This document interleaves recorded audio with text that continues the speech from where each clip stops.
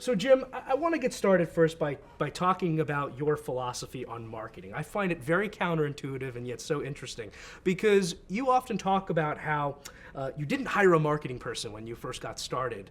Why is that? Why was that not one of the initial hires where most people would say selling is marketing, right? That's what you have to do. Well, there's a big difference between selling and marketing, and my original decision came from a couple of things. I guess first was a piece of advice that I got from my father, who had been a brewmaster, and he said, "Jim, remember, people don't drink the marketing; they drink the beer. So make sure the beer is really good, and don't worry about the marketing." So as a result, we didn't hire our first marketing person for over 10 years after we started. Sam Adams became a successful craft brewer without a single marketing person, but we had a lot of brewing talent and expertise, so it worked. At what point was it more about the market, in terms of the intense competition in the space that led you to think marketing becomes important at a certain point to stand out amongst some of the larger conglomerate brewers? Was there a reason you finally said, you know what, let's bring in some marketing talent? What were those decisions? Well, we hired one guy, so it was a modest step in that direction. But I realized there were, just fundamental things that I wasn't good at, I wasn't even particularly interested in. And they were simple things. Like the first thing the guy did was said, you put this label together for $400 10 years ago, and you did everything on the cheap. Like I just used typeface that I got from those rub-off letters that people used to use, and like on the neck label, I didn't bend the type so it looked weird when it went around the bottle. So they were just basic block lettering, like I'd done it by carving the letters into potatoes and stamping them on the label. He said, you really should upgrade that and get it something more interesting, more distinctive. And he was right. Now there's this sort of arched type on the label. That was the contribution. So those are sort of basic things that I really never paid much attention to. What would you advise other startups and smaller companies that are looking to scale when they're thinking about those initial hires of why marketing person might not be, like was in your case, the top hire? What should they be focused on? Why shouldn't they necessarily be focused on the marketing person? Well, I think it's different for everybody, but from our experience, there were really two things that we needed to do very, very well when I started. And if I did those two things well, I felt like I would survive, maybe even succeed. And so we really focused on those two things. And it was very simple. It was make a great product and work your butt off to sell it. And if you do those two things, you're going to do just fine. Jim, you're very big into the selling part of the business. I think that everything that I've read about you, everything that you talk about is really how crucial selling is. I would ask, for somebody at your level, do you feel most CEOs of, whether they're larger companies or mid-level companies, could sell their own product? I wonder about that. Hopefully the answer is yes, because there's nobody that's going to believe in the product more than the founder or the CEO, because that's the person who's really responsible for making it.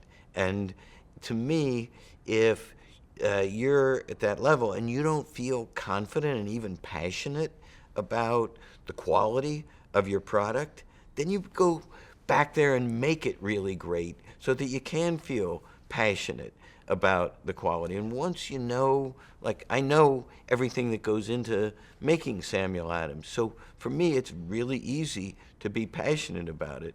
And because I have to sell it, I'm going to make darn sure that it is the best glass of beer possible. When you look, though, at folks out in today that, let's say, are either brought in as C-level executives as the companies are longer into their stages of development, or maybe the founder wasn't the sales lead, maybe they were the technical talent that ended up in the C-level, what would you advise those folks? How do they get their hands around the selling process if they haven't had fundamental experiences in the selling process of the company? How do they wrap their head around it? Well, it's pretty easy. Go out and sell it.